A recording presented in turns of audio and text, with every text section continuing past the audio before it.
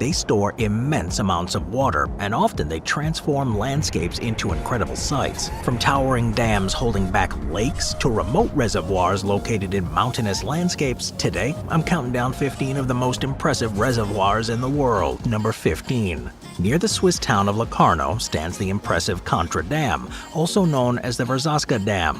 Built between 1961 and 1965, this engineering marvel was designed to harness the power of the Verzasca River, providing hydroelectric energy to the surrounding region.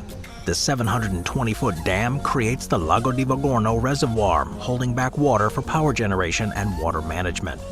Constructing the dam, though, wasn't easy. Located in the mountains, but still at a lower elevation than many Swiss dams, workers could toil year-round without worrying about the harsh seasonal conditions. To prepare the site, engineers built coffer dams to divert the river through a temporary tunnel, creating a a barrier placed around and beneath the dam, using large amounts of cement. But the Contra Dam features two spillways with a combined capacity of over 75,000 cubic feet per second. Each spillway has 6 fixed crest weirs that direct water down steep chutes to flip buckets. Now, these flip buckets help control the water flow and dissipate energy before releasing it into the valley below. Modifications like enlarging piers and adding lateral deflectors improved the flow control, reducing risks of erosion and structural impact. Since completion, the dam has gained some fame beyond its functional role. In 1995, it appeared in the James Bond movie GoldenEye, where Pierce Brosnan's Bond makes an unforgettable bungee jump from the top. Today, thrill seekers can recreate that jump themselves, leaping 721 feet from one of the world's tallest bungee jumps. So if you're ever in Switzerland and you're looking for some adventure, the Contra Dam might just be your next big leap. Number 14. The Derwent Reservoirs. Lovers alike. But did you know that these peaceful waters were once a secret training ground for one of the most daring missions in military history? In 1943, during World War II, Britain needed to find a way to disrupt Germany's industrial power. Enter Barnes Wallis, an ingenious engineer who invented the bouncing bomb. This special bomb was designed to skip across the water and explode at the base of a dam, causing massive flooding. But before launching this risky mission, pilots had to practice somewhere that looked just like the German dams. The Upper Derwent Reservoir were the perfect spot. With their steep valleys and towering dams, they closely resembled the targets in Germany. The Royal Air Force's 617th Squadron, soon to be known as the Dam Busters, flew low over the water, honing their skills for nighttime raids. They practiced dropping the bouncing bombs from just 100 feet above the surface, a thrilling but dangerous feat. After months of training, the Dam Busters carried out Operation Chastise. So I guess the next time you're exploring the scenic landscapes of the Peak District, remember the Upper Derwent Reservoirs aren't just pretty, they're a place where history was made. Number 13. Lake Gordon. Located in Southwest National Park, Lake Gordon is Tasmania's largest lake, and it's entirely man-made.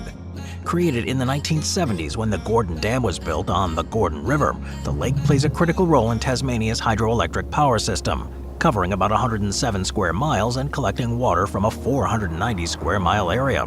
Lake Gordon holds around 3 cubic miles of water, making it the biggest lake in Australia. The Gordon Dam is an engineering masterpiece. This concrete arch dam has a double curve design to handle the massive water pressure.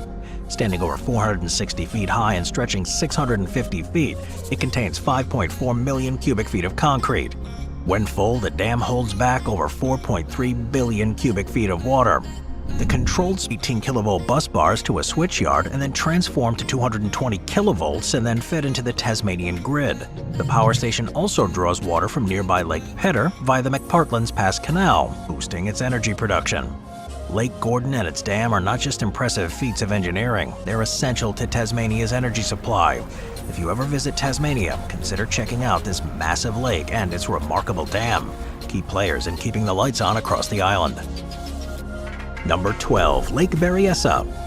Lake Berryessa, located in Napa County, California, is the largest lake in the county, and it's a vital reservoir serving the region since the 1960s. Formed by the construction of the Monticello Dam in the 1950s, this reservoir stretches for 26 miles and has a storage capacity of 1.6 million acre-feet. primarily supplying water for agriculture in the Sacramento Valley and providing hydroelectric power to the North Bay, named after early settlers Jose Jesus and Sexto Sisto Berryessa as the Glory Hole. This spillway is 72 feet in diameter at its lip, narrowing to 28 feet at the base. When water levels rise to over 440 feet, the spillway begins to overflow, creating a dramatic sight as water cascades into the funnel at a staggering rate of 48,000 cubic feet per second. But the reservoir's capacity and spillway have played a critical role in flood management here, with the dam estimated to have prevented around $5 million in flood damage since its completion. The Monticello Dam power plant, added in 1983, generates up to 11.5 megawatts of hydroelectric power, and the water from Lake Berryessa flows through the Puta Diversion Dam 6 miles downstream into the 33-mile Puta Sound Canal, which supplies irrigation water to over 590,000 acres of farmland in Solano County and municipal water to cities like Vallejo and Benicia. Number 11. The Tarbela Dam. The Tarbela Dam, an impressive earth-filled structure, stands as the world's largest of its kind, an earth and rock-filled behemoth. Its core function is to store massive volumes of water in the 50-mile-long Tarbela Reservoir, covering an area of roughly 97 square miles. The dam also features 2 primary spillways located on the auxiliary dams rather than the main structure, capable of handling impressive discharge flows. The main spillway can release up to 650,000 cubic feet per second, while the auxiliary spillway can handle up to 850,000 cubic feet per second. Hydroelectricity here at Tarbela is generated through a network of 5 massive turbines. Tunnel 1 through 3 are dedicated to power generation, supplying water to 14 generators housed within. These generators yield a substantial amount of output, around 3,400 megawatts, making Tarbela one of the most productive hydroelectric stations in the region. But planned expansions, including converting tunnels 4 and 5 for additional power gen, are set to increase total capacity to over 6,400 megawatts. Elevated water and a hub for recreation and water storage is situated along the Upper Gunnison River in Gunnison County, Colorado. Created by the construction of the Blue Mesa Dam in 1966, this impressive structure is part of the Colorado River Storage Project, a vital initiative for the conservation and management of water in the American Southwest. Not only a scenic landmark, the reservoir is a primary reservoir of the Wayne N. Aspinall Unit, a CRSP branch that manages the water of the Colorado River and its tributaries. Now, the dam itself is an earth-filled dam reaching 390 feet in height. It sits along a narrow stretch of the Gunnison River Valley as it flows into the Black Canyon of the Gunnison. The dam has a volume of around 3 million cubic yards, and it houses 2 hydroelectric turbines that produce an impressive annual output of approximately 264 million kilowatt hours, though its primary purpose is to retain water in the reservoir. The reservoir itself stretches across 20 miles of river, creating an area of about 14 square miles of water surface. Though that boating season was canceled, a rare event in the reservoir's history. To support Lake Powell downstream, water was released from Blue Mesa, reducing the water level further. Federal and state managers have since implemented measures to replenish the reservoir, but prolonged drought remains a concern. Number 9. The Bratsk Reservoir. The Bratsk Hydroelectric Power Station, more commonly known as the Bratsk Dam or the 50 Years of Great October Dam, is a concrete gravity dam on the Angara River in Russia's Irkutsk Oblast. It forms the second level of the Angara River hydroelectric cascade, and it's long been a linchpin in Russia's quest for energy independence. It operates with a capacity of about 4,500 megawatts, fed by 18 turbines, and it was designed in the 1960s by the Leningrad Metal Works. The dam's reservoir, the Bratsk Reservoir, has a surface area of about 2,100 square miles, which positions it as one of the largest man-made bodies of water. Its construction introduced some of the species populating the lake. It supports 10 species viable for large-scale fishing. However, water quality varies, with some areas classified as clean and others dirty due to pollution. A road also stretches across its crest, facilitating the transport of goods and people across Siberia. Those transport routes, they make the dam not only a power producer, but it's also a critical piece of infrastructure. Number 8. Lake Kariba. Lake Kariba, the largest artificial lake and reservoir globally by volume, lies on the Zambezi River along the border of Zambia and Zimbabwe. Positioned about 810 miles upstream from the Zambezi's mouth on the Indian Ocean, the lake was formed between 1958 and 1963 as a result of the Kariba Dam's construction in the gorge.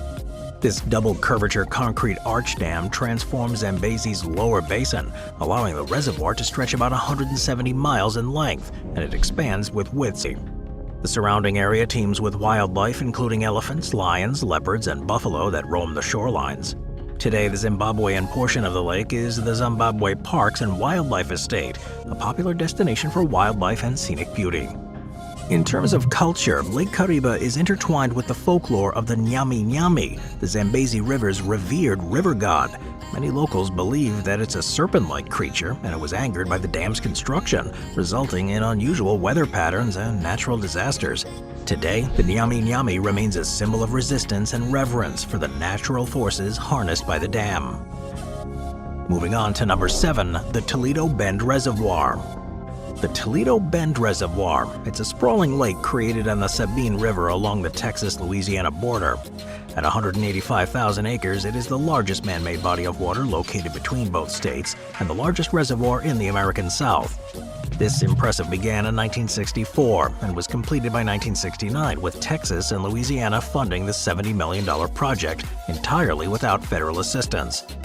Toledo Bend stretches about 1,200 miles of shoreline, much of which remains undeveloped. The lake is bordered by forests and punctuated by submerged tree stumps that create a landscape that, while challenging for navigation, supports a diverse aquatic habitat. Fishermen from all over the country are drawn here by Toledo Bend's reputation for largemouth bass, catfish, and crappie, while bald eagles and herons are common sightings along the water's edge. The dam itself is not only a feat of engineering but also a power source for the region, with a generating capacity of 92 megawatts. It was completed in the late 60s and it remains a symbol of collaboration as both Texas and Louisiana oversee its operations and share the benefits of its hydroelectric output. The numerous public and private recreational sites and resorts along Toledo Bend provide boat rentals, camping, and fishing access to accommodate the millions of people that flock here every year. Number 6, the Vaillant, the Piave, May, and Boite rivers, supporting the region's growing industrialization. Well, despite the ambitious goals, the dam was built under significant political and social turmoil. After World War II, the project received authorization in 1943, and construction commenced in the late 1950s. The Vaillant Dam is a concrete gravity dam with a height of 860 feet and a base that spans over 1,400 feet. It was designed to hold a massive volume of 5.9 billion cubic feet of water, creating the Vaillant Reservoir. Its enormous wall, with a volume of 13 million cubic feet, was a technical feat at the time of its construction. But despite the structural grandeur, the dam was built on the edge of a geological fault zone, a factor that would later contribute to the disaster that befell the area. During its construction, the risk of landslides wasn't fully understood, and concerns about the stability of the surrounding mountain slopes were largely ignored.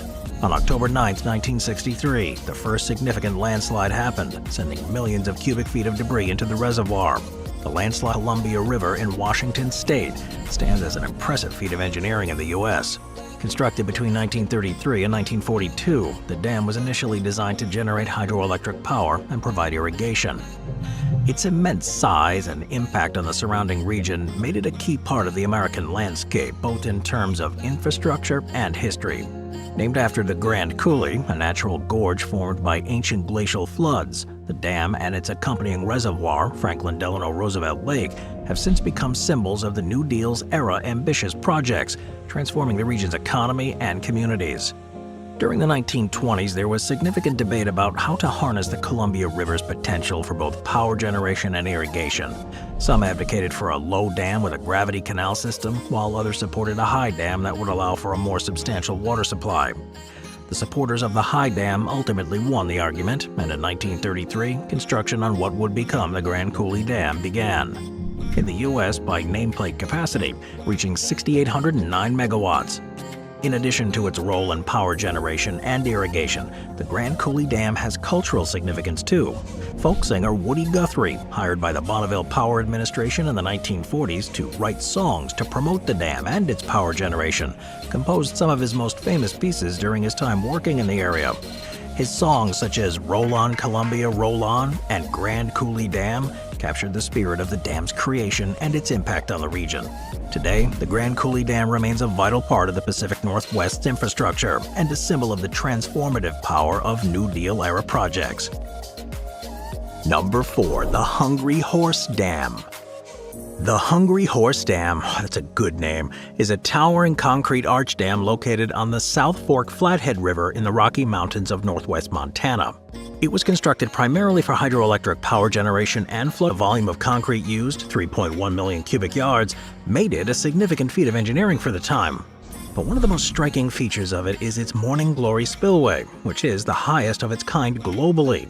The spillway, which allows for excess water to safely flow from the reservoir, features a 64 by 12-foot ring gate. Now, this system is designed to handle huge volumes of water the dam stores in its reservoir, which sits at an elevation of 3,500 feet above sea level. The hydroelectric power station here, located downstream of the dam, was initially equipped with 4 71,000 kilowatt generators, totaling a capacity of 285 megawatts. This capacity was later increased in the 1990s to 428 megawatts. The dam was an example of innovative construction methods in the mid-20th century. It was the first dam to incorporate air-entrained concrete, a type of concrete designed to withstand Montana's extreme freeze-thaw conditions. Additionally, the dam's engineers utilized fly ash in the concrete mix that enhances its strength, which holds back the White and Black Volta rivers, plays a critical role in generating electricity for Ghana. The lake extends from the Akosombo Dam in the south to the northern reaches of Ghana, about 320 miles upstream. The lake lies along the prime meridian, 6 degrees north of the equator, and it's surrounded by a mix of lush tropical landscapes and hills. The lakes become an essential feature for transport too, offering a navigable waterway that connects the southern and northern parts of the country. Created by the Akosombo Dam, which was completed in 1965, Lake Volta also serves as the primary power source for Ghana. The dam's hydroelectric plant has an installed capacity of 912 megawatts, which not only supports the country's energy needs, but also generates electricity for export to neighboring countries such as Togo and Benin. The lake's tropical climate means that its waters remain warm year-round, providing a thriving environment for fish populations. Additionally, the lake's natural beauty has fostered a growing tourism industry. The lake, while primarily known for its role in power and its growing appeal as a destination for tourists, make it a multifaceted asset for Ghana. Number 2. Lake Mead. Lake Mead, it's a colossal artificial reservoir formed by the Hoover Dam, located on the Colorado River at the Arizona-Nevada border, about 25 miles east of Las Vegas. As the largest reservoir in the United States by water capacity, it serves multiple crucial purposes, including water supply, hydroelectric power generation, and recreation.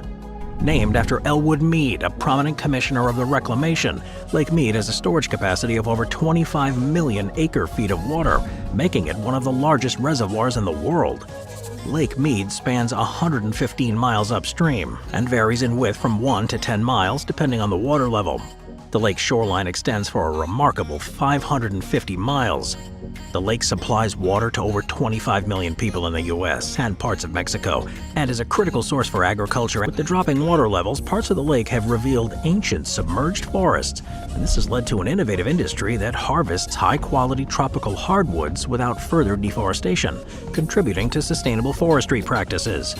But the fluctuating water levels here have caused challenges, including the necessity of turning on low-level pumps to supply water to surrounding areas.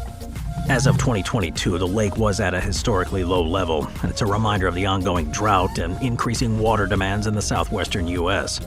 However, those challenges have prompted efforts to better manage water resources and adapt to changing conditions. Number 1. The Three Gorges Reservoir. The Three Gorges Reservoir is a massive artificial body of water that stretches across the Yangtze River in China, formed by the Three Gorges Dam.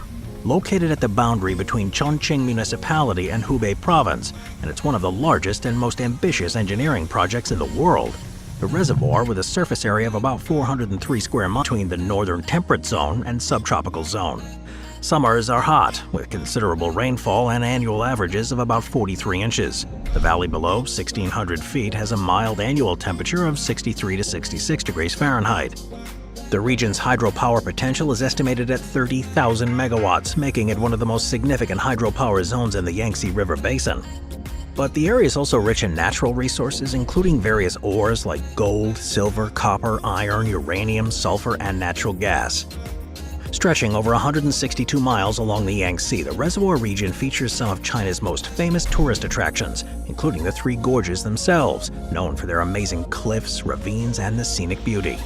The Three Gorges Dam itself is an extraordinary feat of engineering. At 7,600 feet in length and 607 feet high, it is the world's largest power station by installed capacity, generating around 95 terawatt-hours of electricity annually, enough to power millions of homes. But beyond the